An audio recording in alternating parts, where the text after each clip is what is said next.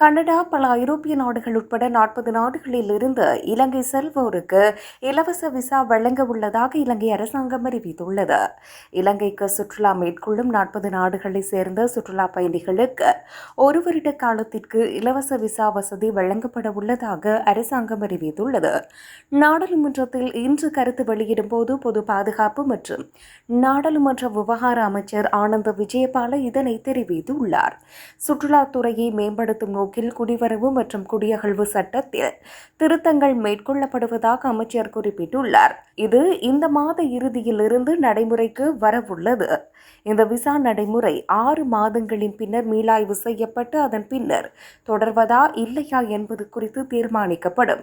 தகுதியுள்ள 40 நாடுகளைச் சேர்ந்தவர்களுக்கு 30 நாட்கள் தங்கியிருக்கக்கூடிய சுற்றுலா விசாக்கள் எவ்வித கட்டணமும் இன்றி வழங்கப்படும் என அமைச்சர் குறிப்பிட்டுள்ளார்.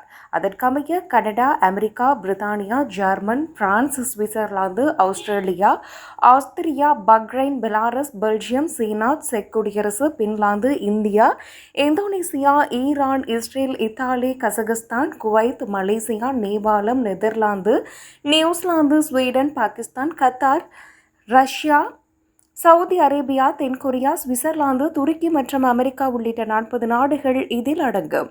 இந்த திட்டம் தேசிய பாதுகாப்பிற்கு அச்சுறுத்தல் ஏற்படாத வகையில் நடைமுறைப்படுத்தப்படும் என்று அமைச்சர் உறுதியளித்தார். பாதுகாப்பு காரணங்களுக்காக சுற்றுலா பயணிகள் இலங்கைக்கு வருவதற்கு முன்னர் மின்னணு பயண அங்கீகாரம் பெறுவது கட்டாயமாக்கப்பட்டுள்ளமை குறிப்பிடத்தக்கது.